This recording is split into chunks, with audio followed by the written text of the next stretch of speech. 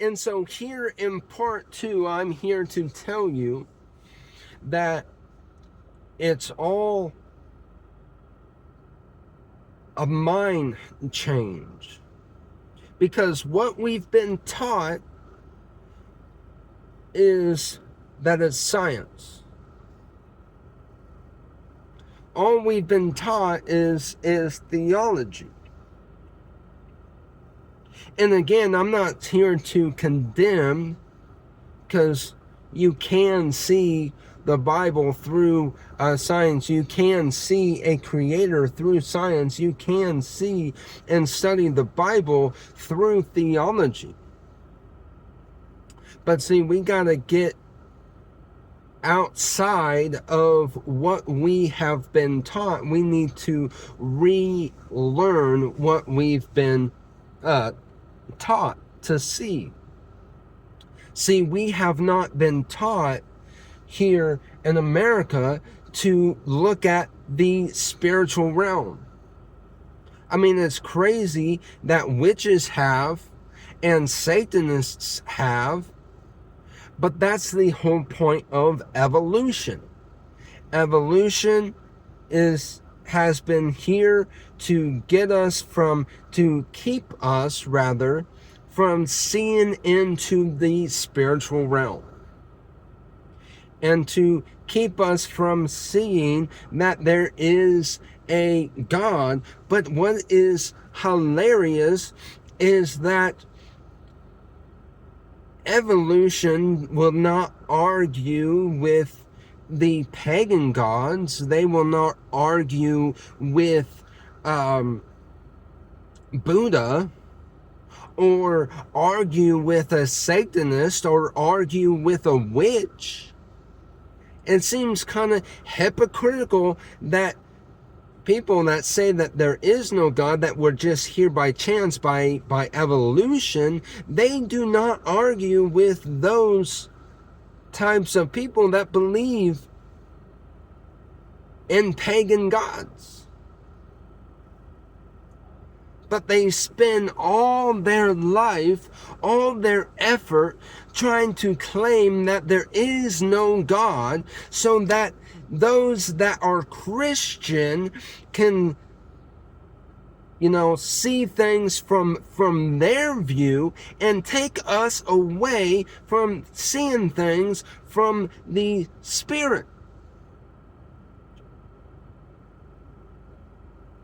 And I can go deeper. I can, if I wanted to. And maybe, someday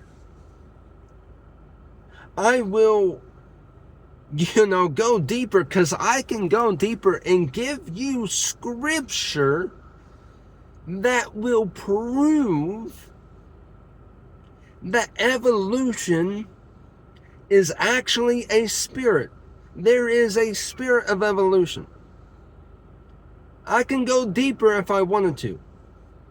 I'm not going to for this. I don't have time here in this message to go deeper. But one of these days, I will go deeper in this subject.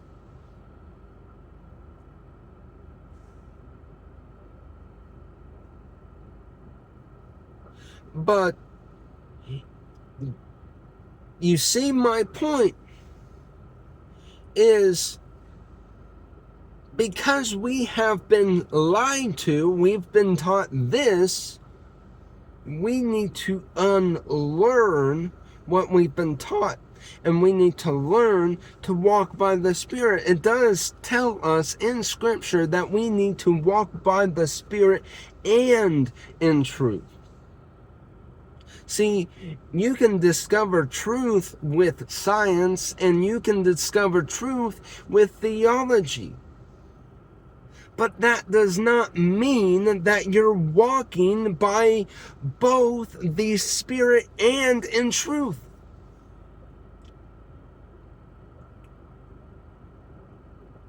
I mean, if the Bible does say that we need to worship him in spirit and in truth. I mean, we can see that because of scripture. We can see that the early church worshiped him in spirit and in truth.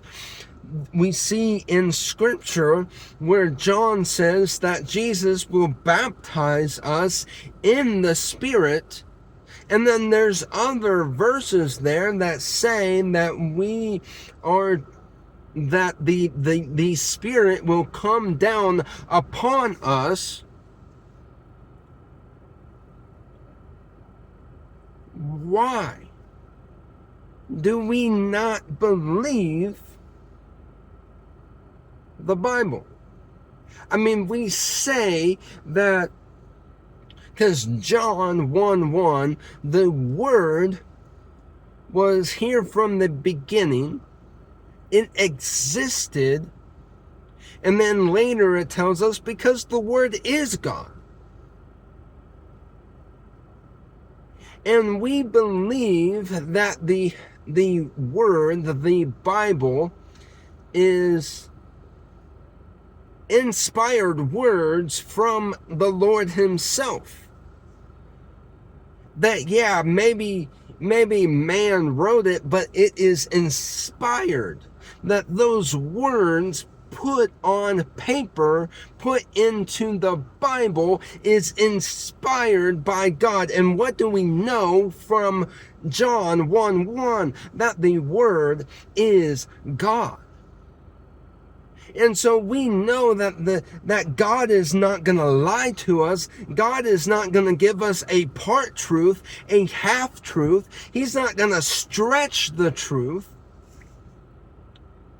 But yet, there are many things in the Bible, like the flood, that Christians tend to not believe. We tend to make up this fairy tale belief that oh, God only sent a flood in one area, not the entire earth, or the belief that God didn't create it in 6 literal days. But you're applying that God stretches the truth. And when it says that he will baptize us in fire, if you do not believe that you have the authority given to you, if you do not believe in spiritual gifts, or if you say that, oh yeah, there are spiritual gifts, but when somebody talks about prophecy, you don't believe it, or when somebody says that I can interpret dreams, you don't believe it, or when somebody says that dreams have a meaning to them, that God is trying to speak to us through dreams, oh, I don't believe it. You're applying that part of Scripture where it says that he will baptize us with the Spirit, and the part where it says that we have spiritual gifts, you are applying that is a lie or a truth that is stretched. But wait a minute, God cannot stretch the truth. The Word was there from the beginning, and the Word is God. So what are we going to believe? Are we going to believe that it is science, or are we going to truly believe that there's something spiritual here? There is a spiritual realm that we are not seeing with our eyes, and we have to break the veil off of our eyes. We have to break off the blinders. And when we do that, we have to, because we don't see it, because we have to relearn, yeah, we have to do book studies, and we have to learn how to interpret dreams. Because I believe there is more people that can interpret dreams than what we realize.